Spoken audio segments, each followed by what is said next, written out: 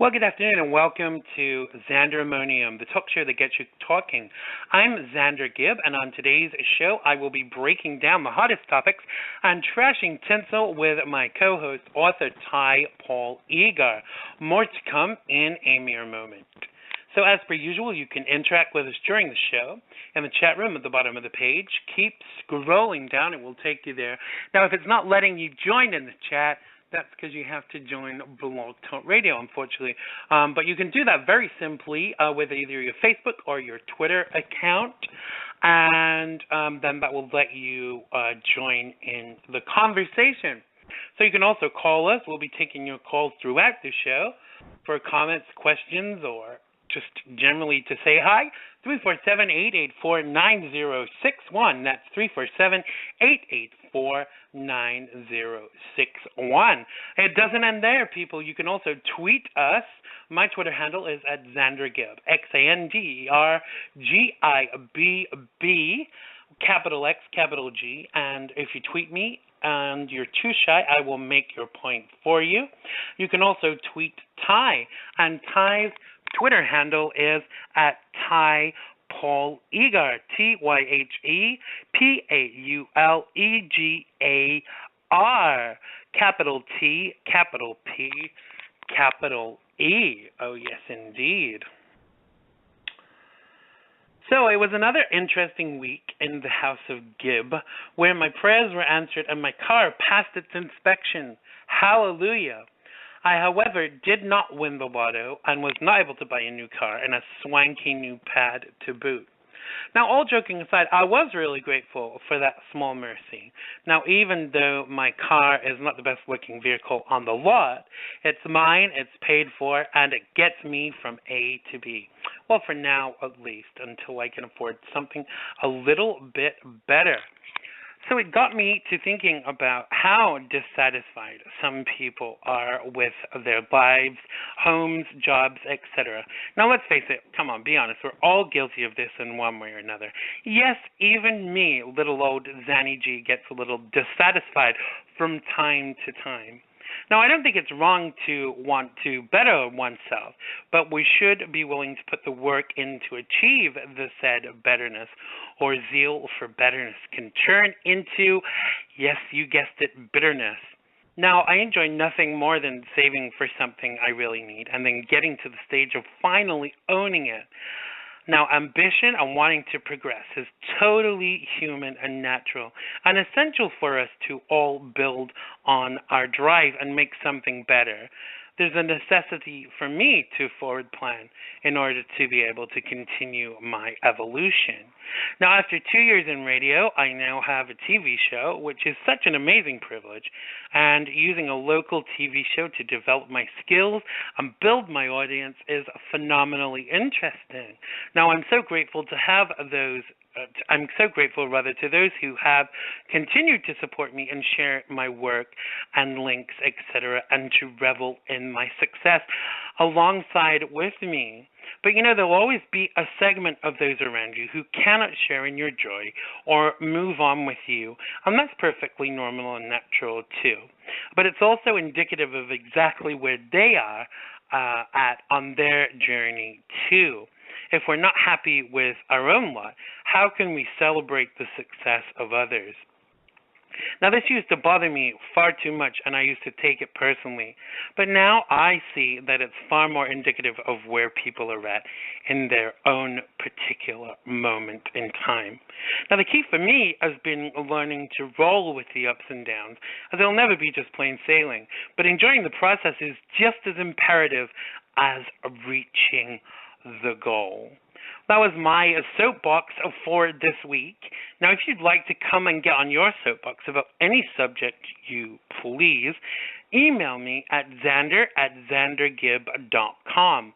That's xander@xandergibb.com. Oh, yes, indeed. So joining me to break down the hotter topics, the issues that matter, is a broadcaster, writer, singer, entrepreneur, and HuffPost legend, the one, the only, Mr. T.P. Egar. If I can get him to... There we go. Hello. Hi, Ty. You're live. We was having trouble getting you on. The wonders of Blog Talk technology. So how was your week? What have you been up to? Anything interesting that you can share with us? I've not been a legend anywhere else, but thank you for that introduction. I've been really busy. I know I always say every week I've been writing, but I've been frantically writing. But I've also been, this is, by the way, listeners, this is my cheap excuse for shopping. I've been organising and sorting out my new stage wardrobe, right? Now, wow. But you know what it's like? Okay, so for singers, because we don't just step on stage in a pair of jeans and a T-shirt, or I don't anyway. So I've been looking and thinking, right, I now have to become age appropriate, seen as, particularly since I have now gained a year. I'm no longer as old as I thought I was. So I've been thinking about how I want to look, because as I start to write the album, so not only will it be the first time I've ever recorded a solo album, because I've never done that before, so it's been with with a band or whatever, and it's also going to be rock orientated instead of electro or pop or synth, whatever. So I thought, well, I need to look a bit different. So I've been thinking about that. So I've been wandering around shopping for a new look as well. So that's what I've been doing, which is a change from sitting in front of a laptop and just writing. But then also found, maybe it's because I got away from the laptop, that I've become completely obsessed with the second book as well. So over the past couple of days, I've written a huge amount of Meat World as well. So, wow. You want to come and write some of mine for me? Well, actually, the way it's going, I probably could. My book has certainly unfortunately gone to the back burner, but this is part 2 of my book. Is certainly on the back burner, with writing for the TV show and presenting that, et cetera, et cetera. It's so hard when you've got so many balls in the air at one time, no pun intended. Kind of making sure you give the same level of attention to each of your projects, because it's just impossible, isn't it? You have to do what's most relevant at that point in time. But it's funny that you're talking about getting stage clothes together and stuff. I've had a little bit of a makeover this week, and I'm not going to go into too much detail, but we're filming 2 more episodes of Xandermonium, the TV show, next week. Excellent. So people will get a little bit of a glimpse of my new look. But it's very hard, because I think that unless you do have a stylist, it's very hard to be, hip and current. Because what do people want nowadays? I think they rather expect too much. I know the style has got to match the content, with a singer or a TV presenter or whatever, but it's really hard to just look good. And surely that should be the imperative, really, just to look as presentable as possible. Well, I think it is, but I don't care what fashion is or style, but I never have. I mean, I just look at what's presentable for me and what's age appropriate, because obviously you and I mean, yes, everybody, just to point out, Xander is younger than me. Obviously, I like to point this out for you all the time. But so much younger. But still, in my head, I'm still 25. So but I obviously do not want to come. I do not want to come across as that. In my lifestyle, I'm not. I'm 47, not 48. Yay. But I don't want. I'm not. It would be embarrassing if I dressed like that. I think it would be embarrassing if I dressed like that. So I want to always make sure I'm age appropriate. But having said that, I'm not an old man, so I'm not going to crawl around, in I don't know in what would an old man dress in my head? Tweed. I have no idea. Tweed. There's nothing wrong with a bit of tweed. I'm English, darling. But but you know what I mean. But I don't follow fashion. I have no interest in some woman who looks like she's exploded inside a leg warmer telling me what I shouldn't be wearing. So I don't follow that. But I do feel I want to dress in something that's a little bit different. I mean, if you think, I mean, people have seen photos online of what I wore for the Farewell to Alchemy album launch. I like to wear something, you know, a little bit different on stage, because people should be able to come and see a show. You know, it should be different for people. It should be a bit of an adventure. Right. So I always want to be wearing something a little bit different, than just, you know, civilian gear. I don't want to walk on stage in a pair of jeans and a T-shirt and look the way I would if you bumped into me on the street, because I like to give an audience something a little bit different. So, but I don't follow fashion. I don't open a magazine and think, oh, that's fashionable, I'll wear that. You know, I'm not interested in following fashion. I think it's kind of nice when you see I hate to use the word fans because it makes me sound pretentious, but people that follow your work, when you see them and you're not dressed as like, you know, your professional persona and they don't recognize you, I really love that. I mean, I'm kind of like designed to stand out in the crowd, and people recognize me without my stage makeup on and stuff like that. Even just this last week, there have been 2 episodes of my TV show aired, and I'm starting to get recognized already, which is okay. That's fine. Yeah. You know, but don't do it in the public loo when I'm kind of you know, at my most vulnerable. Don't tap me on the shoulder and say, "Are you that guy from that TV show?" Because that's kind of really embarrassing. But you know, I don't mind it. I want to look good. I mean, I always want to look presentable.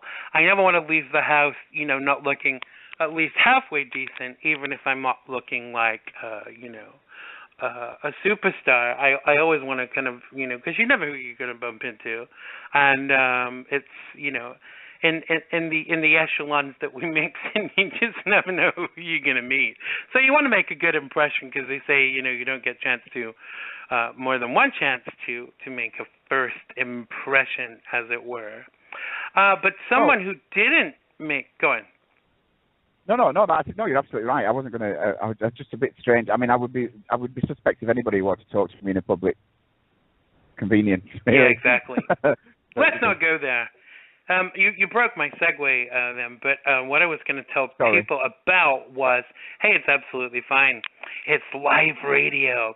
So an LA-bound flight from Boston was diverted to Omaha, Nebraska last week as the crew had to make an unscheduled stop due to a passenger who was, are you ready for this, masturbating in flight and later tried to open the exit door.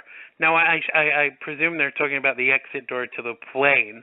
Now, according to the police report filed on the incident, 26-year-old Doug Adams, no, not the author of The Hitchhiker's Guide to the Galaxy, was apprehended and taken to hospital for observation. The Federal Aviation Administration said the Virgin America flight made the unscheduled landing. No injuries reported. A representative from Wankers Anonymous was unavailable for comment at the time of the airing of the show. The crew requested the diversion, and according to passengers on the flight, announcements were made suggesting a medical emergency and asked if there are any doctors available on the flight. Clearly, Adams sustained a severe wrist sprain. Selfish wanker or man with a problem? What say you, Tyhe? Well, right, okay. Now, I know it's really easy to laugh at this, but the way you worded it, I mean, what I want to know is that he was masturbating and then he tried to open an emergency exit door. Was he trying to open it with his penis? That would have been really impressive. But I know, right? it kind of, I mean, the thing that flies in to me straight away is if they're saying, I mean, mental health, bipolar affective disorder, and, you know, as I speak quite openly about being bipolar, in a hyper-manic state, over-sexualization is one of the symptoms. So really, I didn't know that. Yeah, and clearly, you know, masturbating in public is being overly sexual, over-sexualized. Exactly. So if he was doing that and then trying to get out of the plane, obviously that's manic behavior, and it's psychotic behavior. It's endangering himself and other people. So, and again, I am not a psychiatrist, and I wasn't there. But that seems to me to be, well, psychotic behavior. So I would think that was, you know, something to do with his mental health. Either that or he was just high as a kite and an idiot. But so who knows? But I mean, I would, well, I hope for his sake it was mental health, because it's going to be tragically embarrassing, isn't it, when somebody says, no, you were just wanking on a plane. Exactly. I mean, I think that, what you do behind closed doors and other people don't know about is one thing, but what you do in public, you would think that people would not do that kind of thing. And you would have to have a little bit of some kind of imbalance to be doing that kind of thing in public in the first place. Totally. What do you think? I mean, it's not what's classified as normal behavior, is it? It's what sets us apart from the animals. You go to the zoo and you see the monkeys, and they've always got their doodah out and playing with it. But as humans, we're supposed to have a little bit of decorum, but especially on a flight. Now, the other thing that kind of concerned me is, on every flight I've ever been on, it's been mixed. Black, white, adults, children. Every single sphere of the community. I mean, and that kind of thing going on where kids could potentially be is a bit alarming, really, don't you think? Yeah, of course it is, and you've got to. I mean, children obviously you don't want them to be exposed to that. But also, I mean, what they need to clarify as well is what does this guy have mental health problems? Because the thing that we've got to be careful of is it always happens, that people come crashing down on people's mental health problems like it's deliberate, and they can do something about it. Do you know what I mean? And you and I have discussed this many times on the show. So before they start throwing rocks at him, they would need to be clear: is this mental health? Or was he just an idiot on drugs? Do you know what I mean? Because clearly, I mean, if this was just aberrant behaviour because he was taking drugs, then yeah, he should be prosecuted, because you're quite right. I mean, nobody should. I mean, an adult shouldn't be exposed to that kind of aberrant behaviour, but certainly children should not be exposed to that kind of behaviour. But if it's mental health issues, then, people need to sit back and say, well, hang on a minute, that was behaviour that was out with his control. He was mentally ill. Had he come off his meds? Was he on the wrong kind of meds? Has he been diagnosed? Do you know what I mean? Right. Exactly. So so we need to, it's a dangerous ground. So we need to find out why that happened. What caused that behaviour, I should say, and then then make a judgment. And I think that mental health is really on the agenda in the United States right now, and it's been talked about on all the chat shows this week. Rosie O'Donnell was talking about and she's very open about the fact that she's had she's suffered with mental illness and depression and stuff, and she said how imperative it is for the government to actually do something more about this, because part of the problem in this country is that people have to pay for their own medical treatment and their own medication, et cetera, unless it's court-ordered. Now, in England, if someone's diagnosed with a mental problem, they'll get all of the help they need, and the state will pay for that. Now, I know people get pissy and say, oh, I shouldn't have to pay for this, and I shouldn't have to pay for that, and I appreciate that. There are valid arguments about whether or not people should have to be paying for people's for women's birth control and things like that. I'm not going to get into that today, but surely mental health issues need to come into a totally different category, because some people, if they're not treated, they're actually a danger to the community and themselves. So surely that should be at the forefront of any ideology about costing and who's responsible. Would you not agree? Absolutely, and I think what you've got to do. I mean, also, America has been raised. People are raised in a culture where you have to pay for everything yourself, and why should I have to pay for my neighbour and whatever. But I think you've got to. Ultimately, what you've got to consider is you're living in society, and everybody is part of that society. And surely, as a society, we are responsible for each other's well-being. Ultimately, isn't that why we have laws and police forces and and courtrooms and jails, for God's sake, and social services? So ultimately, I mean, you've got to ask yourself exactly what that's a really important point, I think, Xander, is ultimately we've got to ask ourselves this very important question. Do we care enough about each other to maintain stability in our own society? Are you talking about you and I, certainly asking that question, or we as in generally? Because I'm sure you and I would be first to agree, but I think a lot of people in society would disagree. Just the sheer fuss that's been made about payment for birth control, and companies in this country saying that they shouldn't be responsible for that. I mean, what about if your job has contributed to your mental health issues? Surely that should be something that should come out of your health insurance, and your employers should not challenge that in any way, shape, or form. I mean, I can totally see the argument of, why should someone pay for your birth control, whether you're male or female, whether that's condoms or whatever. I mean, I do think condoms is a totally different argument there. There's a prevention issue there. And I'm going to get lots of letters saying that I'm sexist by saying it's okay to pay for condoms, but not for birth control for the pill. But I do think it is a totally different argument and concept. But without fail, I think the government is going to have a pandemic on its hands in the next 10 years if they don't address mental illness. All of these people that have gone and shut up schools and movie theaters and things like that have all had mental health issues, and it's a circular. It's a circular thing. We don't believe in prevention anymore, and we would rather foot the bill because it with curing, because it actually puts money into the pockets of big pharma.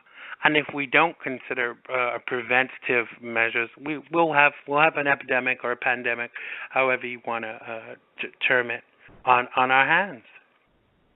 Well, absolutely. I mean, I'm not sure what's going on in the States. Clearly, there's something going on about birth control. I'm not remotely interested in birth control. Well, do you know what I mean? I mean, parents should be. Are you on the pill, Tyhe? Be honest. No, I've had a complete hysterectomy, Xander. It's not possible anymore. Good. But I mean, as far as that, that's down to parents not hiding the truth and talking openly, and it's about people taking responsibility for their own lives. But when it comes to mental health, it's not a question. It's not a question of taking responsibility for yourself. It's out with your control if you're mentally ill.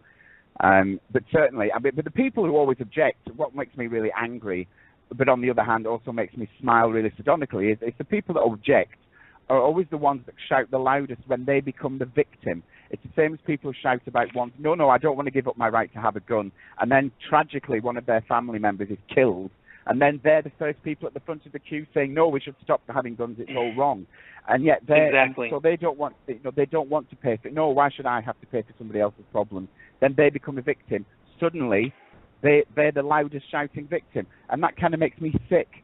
And it takes something to happen to them before it's a problem, and yet they're quite happy to watch everybody else's life and lifestyle and home fall apart. And it just isn't that familiar story though, Tyhe? Isn't it a familiar story that people don't see these issues until they really affect them, and that's kind of unfortunate. I mean, we are in some ways we are a very selfish society that we don't see the importance of an issue until it actually bites us on the ass.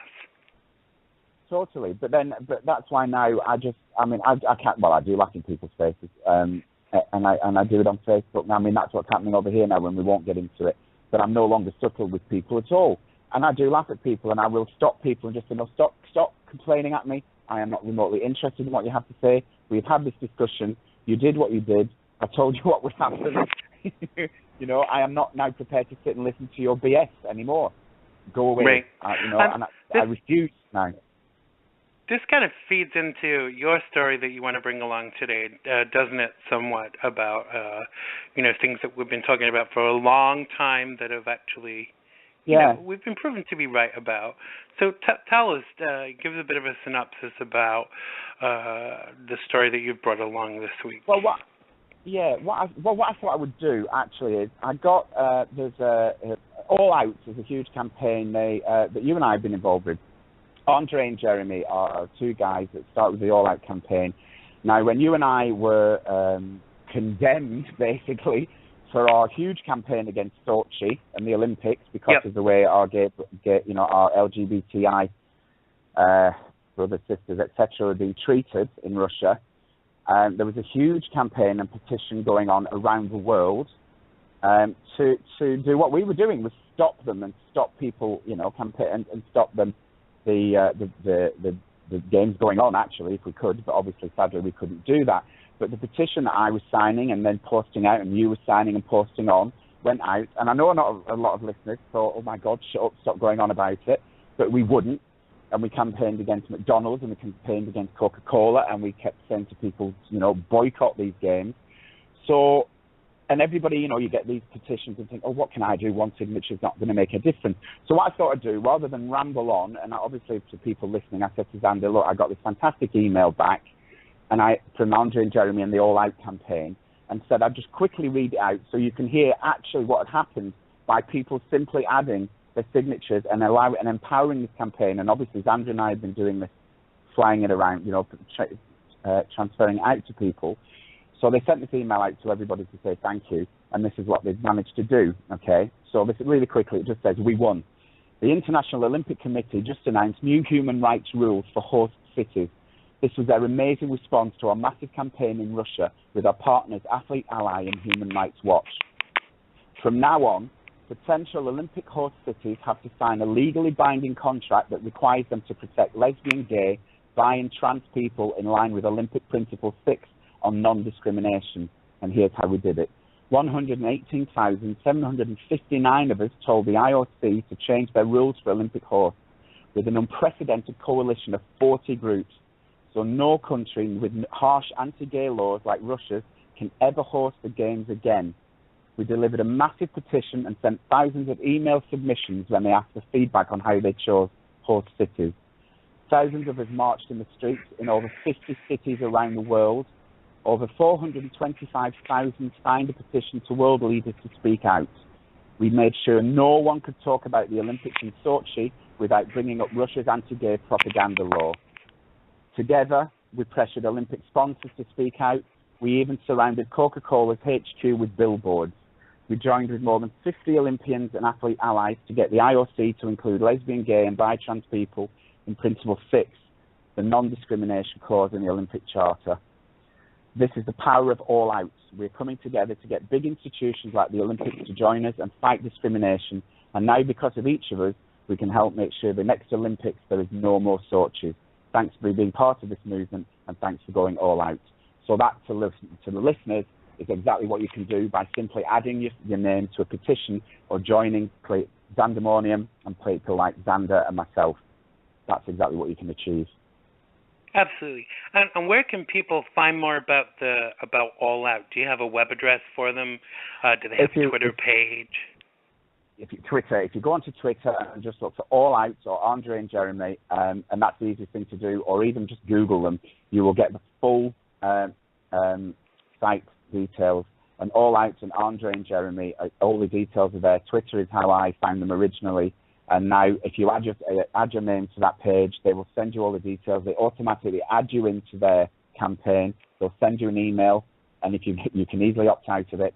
But once you register with them, and all you have to do is register, and then all you literally do is simply put your email address in there, and that's you automatically added to any of their petitions. So you don't constantly have to keep filling out form after form. You just register, and that's it each time. If you want to add your name, you just put your email address in, and that's you done. But that's the difference you can make. Over 50 cities around the world have become involved in this, and they've literally they've made changes to the Olympic host countries, and they've changed laws, and that's by campaigning and by people signing petitions. So you see, when Xander and I were going on and on, we weren't just going on and on. We were making a difference, and so were these amazing people. Amen to that. We'll make sure we share the information about All Out on the Xandermonium webpage, and also we'll try and get them on to come and talk about what they do for a segment in the future. I think whilst this is a phenomenal thing, there is a little bit of sadness in my heart that we didn't stop Sochi, but at least it will never be able to happen again, Absolutely. And I think the point is that they didn't get away with it quietly. The world knew. No, exactly. And while both you and I had people that said to us, "Why are you still going on about this?" Something I wrote, and I wrote an article yesterday, and I'm not going to go into it, but at the end of it, I said that when we don't speak out, we actually become complicit in the acts of others, and that just says all for me. That cements it. So I'm sorry if I'm boring you with going on about the things that I see as atrocities in the world, but I'm trying to make a difference. Have fun at McDonald's, basically. Yeah, absolutely. Yeah, I mean, and people. And as you know, people stopped me here in Glasgow and said, "Oh, we listened to the show. When are you going to stop going on?" And I've had arguments in the streets with people about it, and just said, "We're not going to stop going on about it. Are you serious? Do you know what's going on?" And ask that question as well. When was the last time you were even bullied in the street about being gay? And every person who pulled me up and said, could not tell me the last time they were bullied, and I said exactly. And these people are being murdered in the street. Well, we just so become don't even start with me. We become complacent because when it's not something that affects you and your everyday life, most people are not interested, and that's a sad state of affairs. That seems to be the theme today, doesn't it? That people who are not interested, people are only interested when it affects them. But get your ass out there and care about something and make a difference. Life is very short, and if you don't make a difference while you're here, what is the point of existing? Now, that's a great segue because someone who we could not manage without them existing, but mainly because we enjoy poking them with a big fat stick, is Justin Bieber. Now, it's official. The Biebs' resume is expanding rapidly, not dissimilar to my waistline. Now, 20-year-old Bieber was spotted spending a bunch of time with D-lister David Hasselhoff. And let's face it, why else would anyone want to spend time with the Hoff nowadays? Now, apparently, are you ready for this, Tyhe? Justin will be the voice of Kit the Car from Knight Rider. I had to read that twice. I wasn't sure if it said Kit or shit. In the comedy with working titles Killing Hasselhoff and Celebrity Death Pool. Hasselhoff said he called me, meaning Bieber, and asked me for a favor, and I called him back and said, "Can you do me a favor?" And he said, "Yes." I did his favor first because I love the Bieb. Well, I think it's the Biebs there, David. I think he's a cool kid and he gets a bad rap. I think that's a rep, David. You should smoke a little less. He's a good guy and I like his music. I've known him for 5 years. Now, aside of the fact that Bieber's girly voice would be more suited to a gay chat line operator position, there is the issue of why, again, a non-actor is being given an acting role when so many of us would be so far much more better suited to this than the Canadian crooning kid with a penchant for getting arrested. So, it's that time again, Tyhe, to beat up Biebs. So what's your first reaction to this? I know it's supposed to be comedic, but what is your first reaction to this situation? Well, do you know what though? I've got to say I like the Huff. I can't help it. I do. You just want to bet him. No, maybe 15 years ago, maybe 10 years ago actually, but not now. No. But I can't help but like him. I think he's just nuts, isn't he? And, like attracts like. But as far as Bieber, I'd rather he was a talking car than driving one, frankly. He's safer that way. He doesn't have to say much as Kit, does he, really? It's the only way he's ever going to sound clever, is if somebody obviously has written it for him. And ultimately, I'm desperately trying to care right now. I can't think of anything. I mean, what for? Because they remade the series, which I thought was quite good, and it died, didn't it? It only lasted one series. So I can't imagine what they would do with Mr. Hasselhoff now. He's 110. I thought he was 115, but maybe he forgot his age, like someone else we know. I believe it. Exactly. I mean, the thing is about this for me, this is the biggest thing that irks me about it, is it's another situation where a non-actor, someone who's never had any training as an actor, gets an acting gig. And there are those of us that are trained to be actors and that are out there every day trying to get roles, and this is just handed to him on a plate. Well, but that's hey Hollywood nonsense, isn't it? I mean, doesn't it happen all the time? I mean, I'm sure he'll muddle through. I doubt it will be. I doubt it'll be very taxing. Oh God, I mean, what do you say about it? How many of them have done that though? I mean, as far as training, to be fair, I haven't done any acting in 30 years. So I mean, what would my excuse be if somebody offered me a role now? Oh, well, I don't know whether I would accept a role now unless it was very, very basic. It'd have to have cheese and pickle on it, love, wouldn't it? Let's face it. It really would, yeah. It really would. I think I would stick to. I would stick to comedy now if anybody offered me a role. I don't see me going for kind of heavy drama. It's been so long. So, or really weird sci-fi. I don't know. But anyway, but it happens all the time, though, doesn't it? And this is the point. It's a case of now, what are people saying? But that's what we've said before, isn't it? There's no such thing as, how many stars are there now? It's all celebrity. It's all really shallow surface stuff. It's not, there's nobody out there with any real depth. Well, that's not true. There are a few people out there with real depth, but not many of them anymore. It's all about celebrity. It's all about, I mean, half the time I look at these names or I see faces in a magazine and I have not got one clue who they are or what they do. No, absolutely. If they do anything at all. I saw something the other day, and someone was saying, oh, blah, blah, blah, has got this role, and someone was like, who the hell are they? And I looked it up, who they were. I can't even think of their name. They were that obscure, and they were just someone from a reality show. And I just thought, why are these people from reality shows getting all the acting gigs? I mean, it's ridiculous. Yeah. But that's where they're all from, though, isn't it? I mean, if you look around now, I mean, most of the time now, I look at magazines. So who's that? Where they're from? And it's some Big Brother or some reality show. And then I realise, but then I think that that's all people are watching now. So where that's people's point of reference now is a reality show, or unless it's some big Hollywood actor, and sadly they're few and far between these days. So that is it. That where else are people coming from? Where are they sourced from? Or it's the X Factor. Which I hate as well.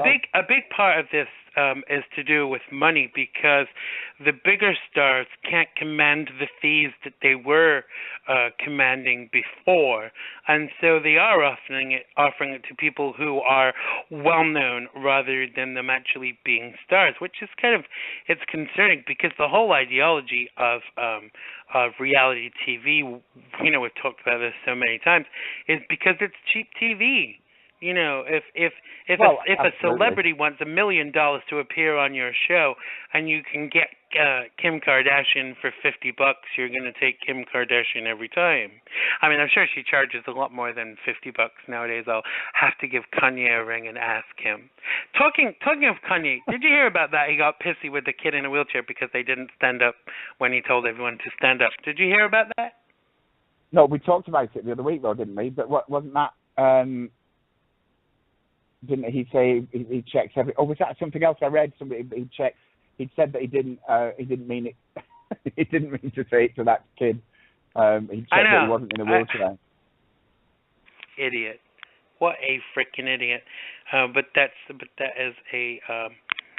is another show. But he's in perfect company with Justin Bieber. Another thing that I saw celebrity related was, did you hear about that someone's suing a Rod Stewart because apparently he kicks soccer balls into the audience during his show? He tried out and was good enough to be a professional soccer player in the 80s. Maybe it was in the 70s even with Rod Stewart, because he's like knocking on for 60 now. Yeah. If not more. But anyway, apparently you should know what to expect if you go to a Rod Stewart concert, and this guy got a soccer ball in the face and is suing him for, are you ready for how much?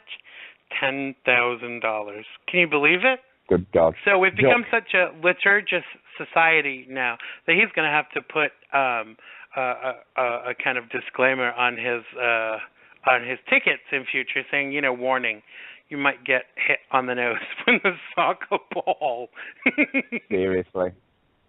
But then, I mean, what is the that's world point, though, coming to?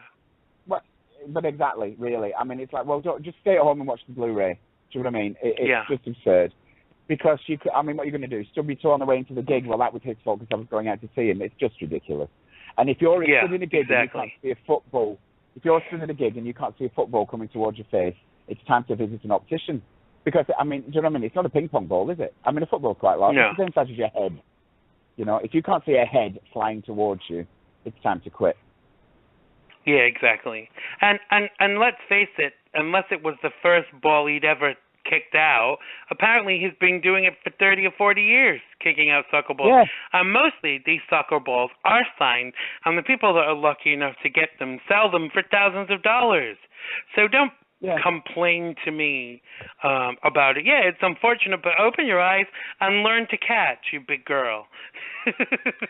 Well, absolutely. Do you know what I mean? It's just a cheap excuse to try and make money off somebody else. It's pathetic.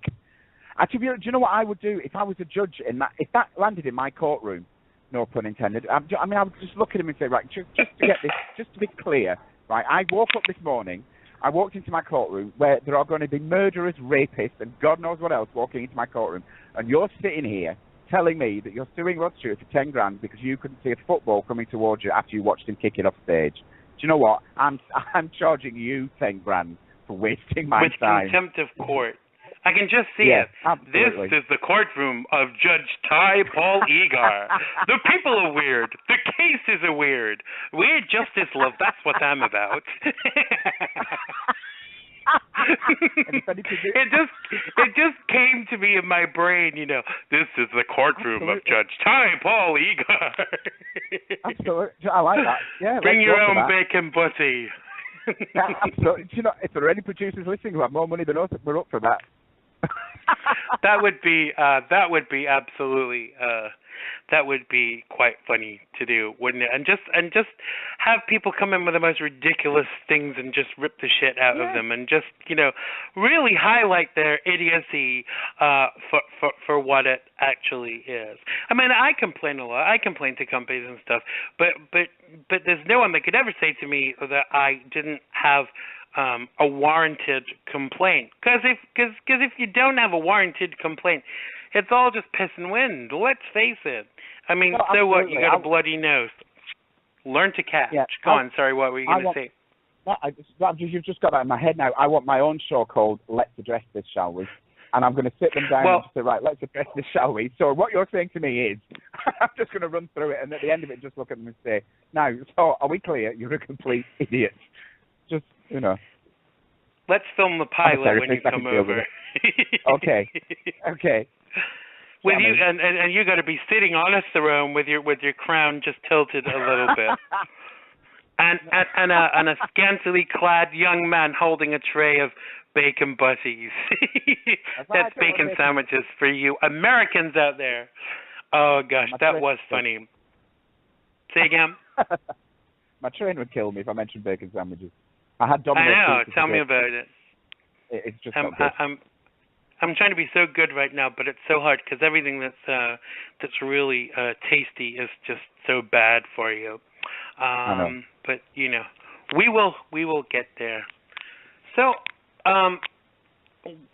keeping in with reality television, although we would never have guessed it in a million years, it looks like it's really over for Kris and Bruce Jenner as the 58-year-old momager.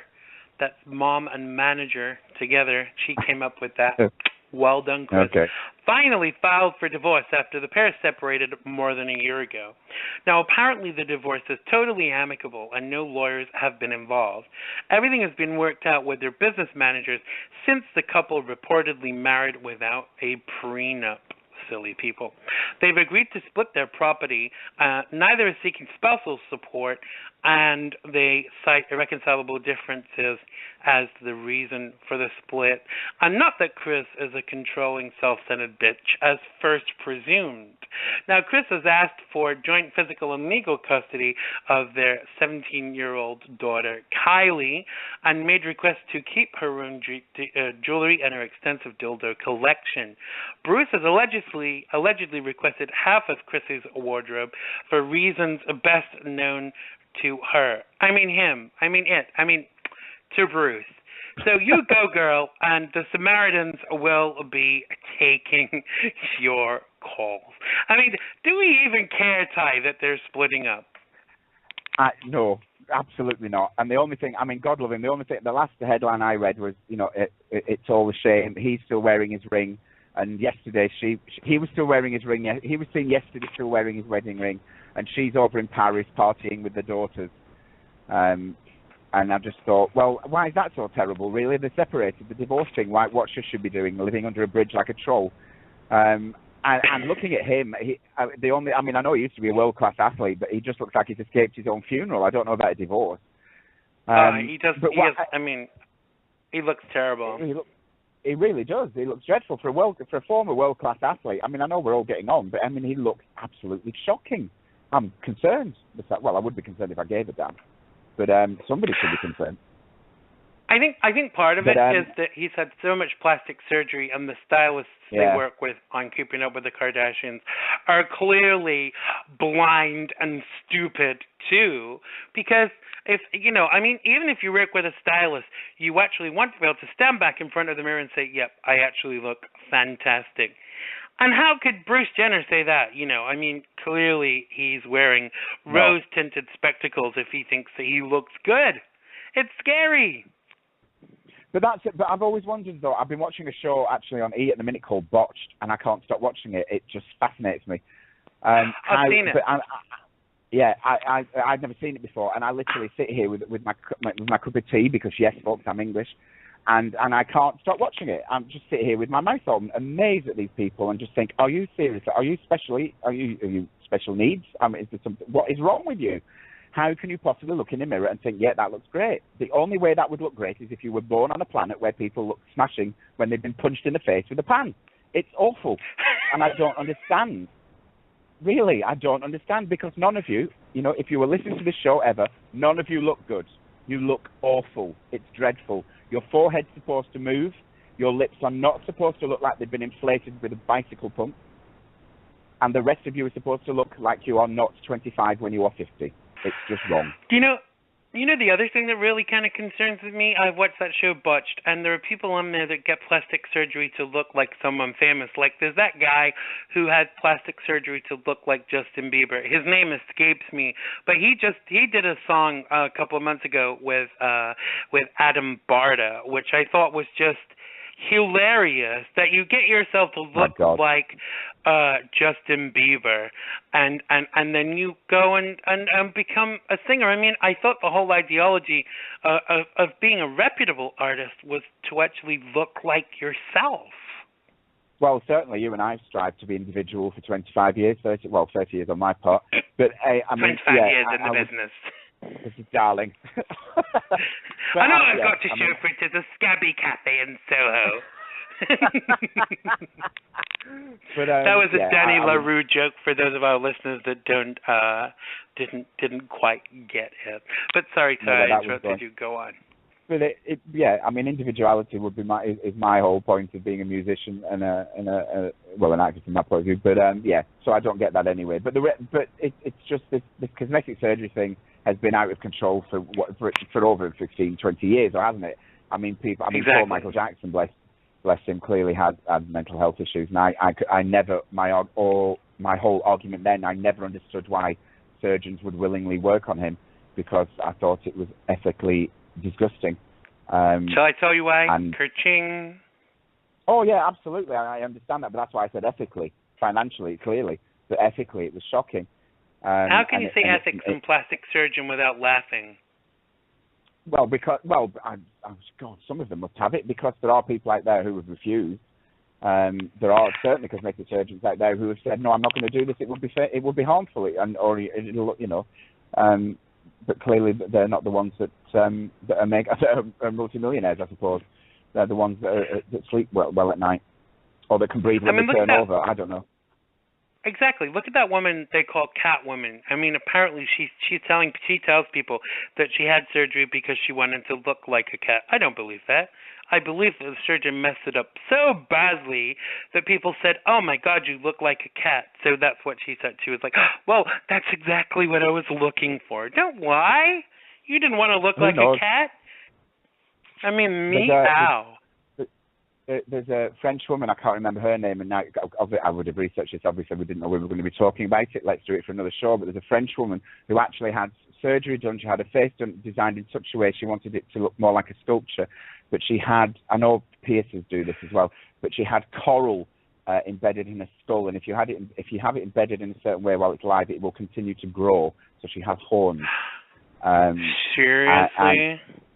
Yeah, and the way her cosmetic surgery is constructed in the face, so her face is now more a sculpture, and that. But she did this intentionally. But some cosmetic surgeon obviously did this for her. Now, personally speaking, if somebody came to me and said that, I would say, go away, find a therapist, and lie in a dark room for a while because you were clearly unwell. But anyway, there she is. I'm sure, like you say, there are some therapists, even on that botched show. I've seen some of the therapists say, you do get to a point with people where you say, why are you having any more surgery? You cannot look any better than you look. Oh, but I want bigger boobs, I want smaller this, or, But the doctors, the doctors on that show turn people away. Right. Yeah, exactly. I mean, I'm not anti-plastic surgery. I have to say, I would have a few nips and tucks if I could afford it. Big one across my face, get my triple chin turned into a double or a single, and then see where we go from there. But seriously, there is excess. There's one thing. It's one thing to want to look better, but it's another thing being obsessed with it. And that's when it gets truly concerning, because let's face it, people have been having plastic surgery. I mean, look at Joan Rivers, for example. God rest her plastic soul. She was having surgery for 40 years. Since the 70s, she was having plastic surgery. Yeah. And she looked kind of like she did look better and better and better, but she always had this ideology that she was ugly, and I think that's sad, because I think that she never lost that. She said no man, even her husband, had ever said, "Oh, you look beautiful," which is it's sad, really. I think But you say that, I know, but also, I mean, as you know, I'm a huge fan of Joan Rivers, but she didn't look great at the end. Her plastic surgery had gone too far. She looked a little bit bizarre at the end, as most people do, until it settles. Because I think Sylvester Stallone. Blasphemy. Deal with it. She did look weird. Go on. But Sylvester Stallone had it, and he looked weird. It's kind of settled down now, but he looked weird. Yeah. People just don't seem to know when to stop. That's the thing. I said this for years and years consistently, and I still say it. The one person that I've seen I know her eyebrows don't move, but the one person I've seen consistently have surgery and look fantastic is Cher. She's the only person I've ever seen that looked consistently fantastic. And Cher is nearly 70. Looks okay now, but she's 67. She's 67. Yeah, 67. But how old do you think Cher looks? She looks like she's. I would say she looks like she's in her 50s. Right. She does look damn good, doesn't she? Let's face it. She does, and she always has, though. She knew when to stop. But she only had a face done, and all this nonsense about having a body done and whatever was absurd. But she's always looked good. But she knew when to. But she just knew when to stop. Do you know what I mean? Bette Midler looks good now, but at first, when she first had it done, she's looking a bit dodgy. But thank God she stopped as well, because I thought she was going to go over the top, but she didn't. But a lot of people just didn't seem to know when to stop, and that's why this bizarre facial expressions came out on these lips, that looked like they'd been stuck again. Somebody licked them and stuck them on a window for too long. It was just, which is why we call them window lickers. It's just kind of, what is that about? That's funny. I mean, I'm not against it. I just think that for some people it really just goes too far, and it's imperative to know how far to go. I hope when I'm really rich, Ty, that you will say, "Hey, come on, Chuck, you've had too much plastic surgery." I'll try and say it I without hope you that will. accent, but I'll give it a go. Yeah. That's my mock Lancashire accent. I thought it was pretty good, but you can't please everybody, can you? We got a few minutes left. Go on. No, I was going to say it's that thespian acting training coming in, isn't it? That's showing through. I told you I'm not a lesbian. Stop starting vicious rumors. Well, it's my job, darling. But by the way, can I just say I'm not against. I don't condemn everybody for having cosmetic surgery. Who's to say in the next 10 years, darling? But I'm not condemning people having cosmetic surgery. I think actually what I'm condemning the cosmetic surgeons who allow people to take it too far. You know, exactly. They should be turning around at some point and saying to somebody, "Do you know what? I think it's time to visit a counsellor for a while before you before you have anything else done, because it's not necessary and it's going to make you look a mess." You know, because it does, and that's what concerns me. Because a lot of the time, like on this show, botched, you know, they're having work done that could be actually detrimental to their health. It could be fatal. I have to point out this show, on behalf of Xandermonium, we're not getting a commission for every time we mention the show botched. It's just that it's appropriate for this segment. I know. I would love it. It was suggested to me to go to a plastic to a surgeon and say, if you do my surgery for free, I'll put you on my TV show. It's like, I don't think it works like that. You know, you got to be really pretty damn famous to be getting stuff free, not just to have some little talk show on the local channel. Can you imagine? You give that to me, or I'll talk about you on my TV show. You'll be in the next book. So listen, we're coming to the end of our time together. Tell people about where they can find you. Tell them about your website, and where they can find you on social media. It's great to be able to finally say it. Tell us about your website, Ty. What's it called, and where is it located? It's on the magic internet. It is. Well, do you know? Well, you can follow me on Twitter at Egar. But the best thing to do now, because I have so many links. Capital T, capital P, capital E. The E, yeah. But I have so many links to you. So if you just go to www.brokenflowersmultimedia.com, all my links are there.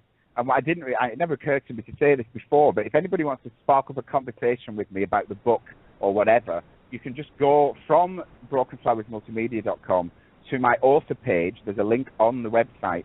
And you can start up a conversation with me if you want, so you don't have to bother with Twitter like 140 characters or whatever. You can actually start a conversation with me, and I will join and I will converse with you. So you can do that if you want. Can I go on there and say, hey, bitch, call me? Yeah, it's unlikely that I'll call anybody else, but obviously I would call you. But yeah, so all my links are on there. So brokenflowersmultimedia.com. All the information's on there. And also, if you didn't already know it, if you just follow me, there is also information about my lovely friend Xander. There absolutely is. I have a page on there. I'm honored to have a page on Tyhe's site. And there's also a page for Tyhe's lovely business partner, the wonderful Jen. So make sure you go check her out. Yeah. And don't forget to follow her on social media, too. She's an integral part of Tyhe's Broken Flowers team. And go and follow her, too. She's at Jennifer Pert. So make sure you go follow her. So that's it, Ty. Yeah. Them's the breaks. Did you say them's the breaks? No, she's the brain. Jen's the brain. Oh, she's the brain. Of the outfit. Right. She's the brains of the outfit. I thought you said them's the breaks. I thought, what? Okay. She's the brains. Yeah, particularly the publishing side of the business. She's the lady that will help you through things, or will be scrutinizing your book if you want us to do that. Absolutely. We use my company, Madrigal Media, uses Tyhe's company for all of the proofreading and stuff for the books. So go check them out. make sure you tell them that Xander sent you. Well, thank you so much for joining us today, Tyhe. It was great to speak to you, and I look forward to speaking to you again very soon. Have a fabulous week. You too. Bye, folks. Bye. That was the fabulous Tyhe Egar. Make sure you check him out on his website, www.brokenflowersmultimedia.com. You'll be able to find his Twitter and Facebook links, etc. from there, so make sure you go follow him. And don't forget to check out episodes 1 and 2 of my TV talk show, Xandermonium. If you missed episode 1, it'll be repeated on Friday, October 26th at 6 p.m. on Channel 68 and on Cablevision on Channel 34 for Verizon even. So if you're not in the locality, you'll be able to check all the episodes on the Xandermonium YouTube channel. Thanks to everyone who's made today's show possible. Thanks to Tyhe for hosting with me, and thanks to you for listening. Don't forget that when you're on the YouTube page, to click subscribe, as it will keep you up to date with everything that's going on with us. Thanks for joining us today. We will be back with you next Sunday, same time, same place. I love you all. Bye-bye.